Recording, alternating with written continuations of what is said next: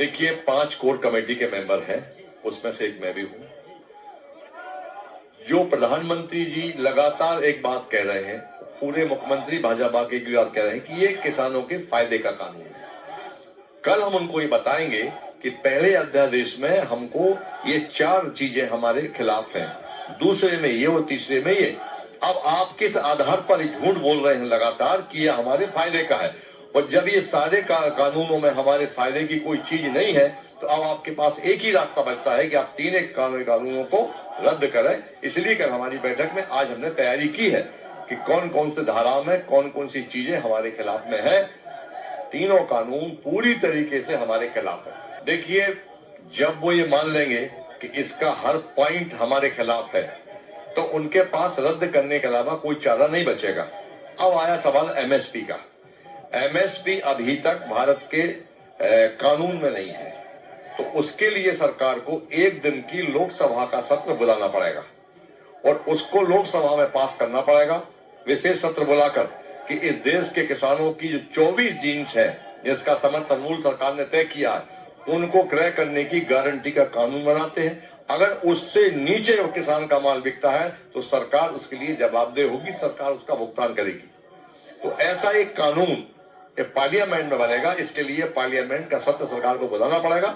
लड़ाई लंबी है मगर लड़ना पड़ेगा पूरी ताकत के साथ। आज देश का संपूर्ण संगठन एक मंच पर है।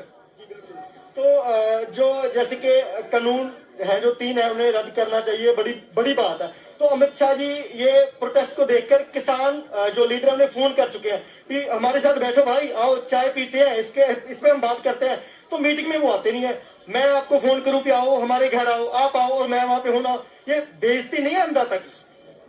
देखिए, हम लोग तो बेइज्जती बहुत दिनों से सहन कर रहे हैं। हमारा माल औने पौने दाम बिकता है, ये भी हमारी बेइज्जती है। हम किसी सरकारी दफ्तर में जाते हैं तो हमको अधिकारी सम्मान की दृष्टि से नहीं देखते, ये भी हमारी बेइज्जती है। हमारी जितनी मर्जी बेइज्जती कर लो मगर हमारे पेट पर लात मत मारो। हमारा जो फसल का दाम है, खुशहाली के 2 आयाम, ऋण मुक्ति और पूरा दाम, हमको पूरा दाम चाहिए फसल का। तो ये जो पंजाब के, राजस्थान के, हरियाणा के किसानों ने आगे पहले किसान पंजाब का आया और बाकी सब आप भी साथ आए हैं। मैं भी एक किसान का बेटा हूं और आप यहाँ पे आए हैं। तो आपको क्या लगता है जो ये प्रोटेस्ट है दिल्ली को घेरा हुआ है, इतिहास की बात की जाए क्योंकि पहले हमारे 713 कार्यकर्ता पहले दिन गिरफ्तार हुए थे गुरुद्वारा मजनू का टीला के सामने। पहला चक्काजाम दिल्ली के अंदर मध्य प्रदेश के किसानों ने लगाया, उनको गिरफ्तार किया गया। मैं भी गिरफ्तार था उसमें, हमको सुबह छोड़ा गया। उसके बाद अगले दिन फिर से हमारे किसानों ने पार्लियामेंट में जाकर कपड़े उतारकर अर्धनग्न प्रदर्शन किया। मध्य प्रदेश से करीब 500 से 700 ट्रालियां बहुत जल्दी रवाना होंगी। दूरी बहुत है, 1000-1200 किलोमीटर है, हमको पता है, परंतु उसके बावजूद भी ये लड़ाई निर्णायक है, ये लड़ाई ऐतिहासिक है। इसमें हम सब कुछ अर्पण करने को तैयार हैं। मध्य प्रदेश किसान दूरी के बावजूद भी दिल्ली की ओर कूच करेंगे ट्रालियों से, पैदल तो बाकी 1-2 ट्रेन चलती हैं केवल। तो एक ट्रेन से जितने लोग आ सकते हैं आ रहे हैं दिल्ली और आते जा रहे हैं। आगे आगमन जारी रहेगा। अगर ट्रेनें चल रही होती तो अभी मध्य प्रदेश का किसान यहाँ 1 लाख होता, और दिक्कत ये हो रही है कि ट्रेनों की समस्या है। हम लोग, प्रतिभा शिंदे मेरा नाम है, हम लोग महाराष्ट्र से आए हैं और महाराष्ट्र और गुजरात में हमारा संगठन है लोक संघर्ष मोर्चा करके। हम लोग 22 तारीख को करीब 20 वाहन में से 150 लोग यहाँ पर आए निकले। मध्य प्रदेश में इंदौर, देवास, गुना होते हुए नरेंद्र तोमर की जो मतदार संघ है वहां पर रुके। वहां पर किसानों से बात की कि क्या आपके कृषि मंत्री है वो उससे खुश है आप? तो ये बात करते हुए हम लोग यूपी के बॉर्डर पर आए, सैया बॉर्डर जिसको बोला जाता है। वहाँ 25 तारीख को रात को 8 बजे हमको रोका गया और ये बोला गया कि आप आगे नहीं जा सकते। हमने बोला हम आपके राज्य में आ ही नहीं रहे, हम तो सीधा बाय रोड जा रहे हैं। उन्होंने बोला नहीं, हमें ऊपर से आदत है। अब कौन सा ऊपर मालूम नहीं। 25 को 1 बजे खाना खाया था। दूसरे दिन 26 तारीख को 4 बजे राजस्थान के सरकार ने कुछ खाना भेजा तब मिला। तो पूरा ही लोग ये रहे और 27 तारीख को फिर साथ हमने नेशनल हाईवे 3 नंबर रोका था और फिर उसको करते हुए आज हम लोग परसों हम लोग दिल्ली में पहुंचे।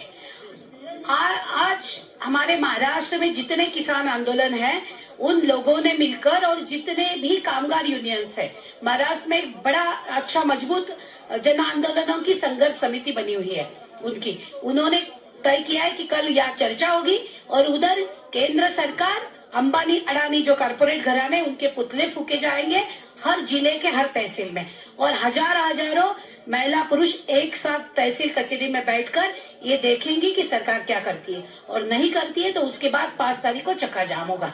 और नरेंद्र मोदी जी जिस गुजरात के बारे में बताते हैं कि वाइब्रेंट गुजरात और विकास वाला गुजरात, वहाँ के किसान 5 तारीख को इस आंदोलन को तेज करेंगे।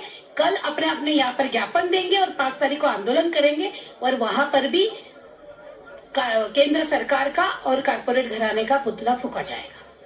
ਜਿਹੜਾ ਕਿਸਾਨ ਸੰਘਰਸ਼ ਸੀ ਹੁਣ ਉਹ ਪੰਜਾਬ ਤੱਕ ਜਾਂ ਹਰਿਆਣੇ ਤੱਕ ਨਹੀਂ ਰਿਹਾ, ਬਾਕੀ ਰਾਜਾਂ ਦੇ ਕਿਸਾਨ ਜਿਹੜੇ ਆ, ਇਹ ਕਿਸਾਨ ਆਗੂ ਮੌਜੂਦ ਨੇ, ਉਹਨਾਂ ਨੇ ਭਾਰਤੀ ਸਰਕਾਰ ਨੂੰ ਘੇਰਨ ਦੀ ਵਿਉਂਤਬੰਦੀ ਬਣਾ ਲਈ ਹੈ। ਕਾਰਪੋਰੇਟ ਘਰਾਣਿਆਂ ਨੂੰ ਜਿਹੜੀ ਜਾਇਦਾਦ ਆ, ਉਹ ਜ਼ਮੀਨ ਆ ਇਹਨਾਂ ਮਿਹਨਤੀ ਲੋਕਾਂ ਦੀ, ਉਹ ਹੜੱਪਣ ਦੀ ਵਾਸਤੇ ਜਿਹੜੀ ਭਾਰਤੀ ਸਰਕਾਰ ਮਦਦ ਕਰ ਰਹੀ ਸੀ। ਤਾਂ ਇੱਕ ਮੈਂ ਤੁਹਾਨੂੰ ਪੁੱਛਣਾ ਚਾਹਣਾ, ਕਿਸਾਨ ਨੂੰ ਅੰਨਦਾਤਾ ਕਿਹਾ ਜਾਂਦਾ, ਇਹ ਤਾਂ ਜੀ ਦਾਤਾ ਹੈ, ਦਾਤਾ ਹੁੰਦਾ ਪਰਮਾਤਮਾ, ਗॉड ਦੇਣ ਵਾਲਾ। तो अन्नदाता आज भिखारी वांग मांग रहा है, प्लीज MSP दे दो, प्लीज ये कानून वापस ले लो, प्लीज पानी दे दो, प्लीज गेहूं पर थोड़ा अच्छा मूल्य दे दो। एक ऐसा दाता है जो भीख मांग रहा है। ये लोकतंत्र में ऐसी होती है ये बात? देखो, संविधान में हम लोग हक मांग रहे हैं, हम लोग भीख नहीं मांग रहे। हम लोग किसान हैं और हम लोग ये जानते हैं कि धरती का सीना फाड़कर अनाज उगाना हम जानते हैं। इसलिए हम लोगों ने संविधान के दायरे में रहकर, पंजाब के किसान 2 महीने से लड़ रहे हैं, हम लोगों ने भी 9 अगस्त से आंदोलन शुरू किया, अलग अलग टप्पा पे, कहीं पर हिंसा नहीं की, क्योंकि हमारा संविधान पर विश्वास है। और हम ये समझते हैं कि मोदी जो भी हो, लोगों ने चुन के दिया और 5 साल वो राज करेगा ना, तो उसने अगर गलत कानून बनाया है तो उसको सीधा करेंगे, और कानून के इस दायरे में रहकर संविधान की ये करते हुए हम उससे लड़ेंगे। हम डटे रहेंगे अपने जमीन पर, अपना संघर्ष और तेज करेंगे, रास्ते रोकेंगे, सरकार को मजबूत करेंगे, उनके MPओं को घूमने नहीं देंगे, उन मजबूर करेंगे और बोलेंगे कि मोदी सरकार अब तुमको ये सब करना पड़ेगा। इसलिए हम लोग दाता है, पर हम लोग कोई भीख नहीं मांग रहे। हम लोग संघर्ष में ये का सारांश है ना, लोकतंत्र का सारांश ही ये है कि सिर्फ आप वोट्स देंगे और सरकार बनाएंगे और सोचेंगे लोकतंत्र हो गया है। लोकतंत्र का मतलब है सरकारों से काम कराओ अपने लिए, और ये सिटीजन्स का हक मांगने का है। आप बिल्कुल मत कहिए कि भीख मांगने की बात है। प्रतिभा जी, आप कुछ? मैं तो गल, मेरे कहने का मतलब मैं नहीं कहना, मैं नहीं कह रहा तुम भीख मंग रहे, पर देखो ਲੱਖਾਂ किसान सड़कों पे बैठे आ, लेडीज ने, उन्होंने वास्ते बाथरूम की कोई इतने सहूलत नहीं हैगी, कुछ प्रबंध नहीं किए सरकार ने। ਤੁਸੀਂ ਇੱਥੇ ਰਾਤ ਰਹੋਗੇ ਟਰਾਲੀਆਂ ਦੇ ਵਿੱਚ, ਤਾਂ ਸਵੇਰ ਕਿੱਥੇ ਜਾਓਗੇ? ਬੰਦੇ ਕਿਤੇ ਵੀ ਨਹਾ ਸਕਦੇ ਆ, ਬਾਥਰੂਮ ਕੁੜੀਆਂ ਨਹੀਂ ਜਾਣਗੀਆਂ, ਬੀਬੀ ਨਹੀਂ ਜਾਣਗੀਆਂ। ਤਾਂ ਕੀ ਭਾਰਤੀ ਸਰਕਾਰ ਦਾ ਫਰਜ਼ ਨਹੀਂ ਬਣਦਾ?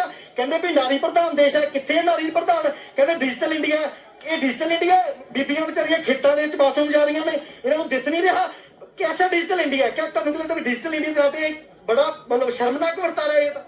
देखिए, जब संघर्ष होता है, सत्ता से हो चाहे किसी से भी हो, उसमें महिलाओं की अगुवाई सबसे आगे रहती है। इसलिए अब ये लड़ाई बन गई है। और जो इन्होंने बताया, लोकतंत्र में अगर जिनको चुन के दिया है वो लोग अगर हमारी बात नहीं मानेंगे तो रास्ते पे लड़ेंगे, और ये शर्म उनको आनी चाहिए। वो जो सत्ता में दिल्ली में बैठे उनको शर्म आनी चाहिए। हम तो लड़ेंगे, रास्ते की लड़ाई लड़ेंगे, और महिलाओं की ताकत सबसे मजबूत होती है। बहन ने अभी जो बताया मकाम का काम करती है, वो बताएगी, मकाम का बताएगी। एक मैं तुहानू होर गल, ਜਿਹੜਾ ਭਾਰਤੀ ਮੀਡੀਆ ਜਿਹਨੂੰ ਕੁਝ ਹੋਰ ਸ਼ਬਦ ਵੀ ਗੋਦੀ ਮੀਡੀਆ ਵਗੈਰਾ ਕਹਿ ਦਿੰਦੇ ਆ, ਜਿਹੜਾ ਕਹਿੰਦਾ ਵੀ ਬਸ ਇਹ ਤਾਂ ਰਾਮ ਰਾਜ ਹੈ ਜੀ, ਮੋਦੀ ਸਾਹਿਬ ਤੋਂ ਸਿਰ ਹੈ, ਬਸ ਚੰਦਰਬਾਬੇ ਘਰੇ ਪਾਉਣਾ ਇਹਨਾਂ ਨੇ, ਘਰ ਪਾਉਣਾ ਉੱਤੇ, ਘਰ ਤਾਂ ਦਿੱਲੀ 'ਚ ਹੈ ਨਹੀਂ, ਲੋਕ ਤਾਂ ਸੜਕਾਂ ਤੇ ਸੌ ਰਹੇ ਆ। ਤਾਂ मीडिया कहता भी ये जो प्रोटेस्ट है खालिस्तानियों का, ये पाकिस्तान करवा रहा है, ये ISI करवा रही, कोई होर करवा रहा। कि तुसी खालिस्तानी हो, कि तुसी ISI कौन हो? तुसी किसान हो ना, तो मीडिया को जवाब तुसी की देंगे? अरे जब मुसलमान लड़ता है तो ये अतिरेकी करते हैं।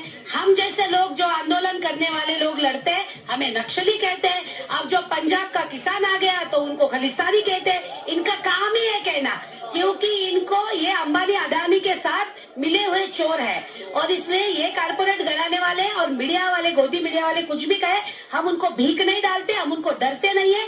और हमारा आंदोलन किसी भी इसका मोहताज नहीं है कि कौन हमें क्या कहता है। हमें मालूम है हम संविधान के दायरे के अंदर रहने वाले, लोकतंत्र मानने वाले, और इसीलिए अहिंसात्मक रूप से अपना संघर्ष 2 महीने से चला रहे हैं। कोई एक हिंसा नहीं हुई, उल्टा हमारे कुछ 3 भाई यहाँ पर शहादत दे चुके हैं। एक गाड़ी में ये होके गए, 2 किसान ये हो गए, आज एक बच्चा 22 साल का हमारा यहाँ पर शहादत दे दी है। तो हम लड़के शहादत दे रहे हैं, हम किसी के इसके मोहताज नहीं है। इसलिए मीडिया चाहे कुछ भी बोले, हम उनको भीख डालने वाले नहीं है। हम भारत के नागरिक है और भारतीय किसान है, लड़ेंगे और जीतेंगे।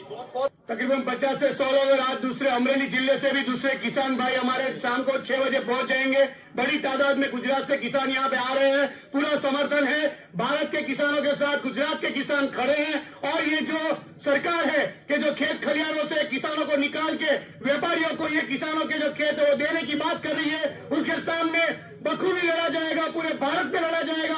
और गुजरात के अंदर भी इसकी बड़ी तादाद में मूवमेंट चालू हो गई है और बड़ी तादाद में किसान यहाँ पे दिल्ली में आ रहे हैं। गुजरात वो सरदार वल्लभ भाई पटेल और महात्मा गांधी का गुजरात है। आज भारत के किसान जब रोड रास्ते पे उतरे हैं, दिल्ली के बॉर्डर पे हरियाणा और दिल्ली के और पंजाब के बड़ी तादाद में जब किसान भाई हमारे जब रोटी के साथ निकल पड़े हैं और ये जो 3 कानून जो सरकार ने यहाँ पे लागू किया है, किसानों को कोई भी जगह पे विश्वास में नहीं लिया गया है। और ये काला कानून जब तक नहीं हटता है तब तक भारत का किसान रोड रास्तों पे आंदोलन करेगा। ये आंदोलन को गुजरात की जनता और गुजरात के किसानों का पूरा समर्थन है। आज हम बड़ी तादाद में यहाँ पे ये रैली के अंदर आने के लिए हम आए हैं और यहाँ पे आने के बाद हमको सुकून मिल रहा है कि हमारे धरती के जो लाल है, ये लाल जो ये मूवमेंट कर रहे हैं, ये मूवमेंट को पूरे भारत को समर्थन देना चाहिए।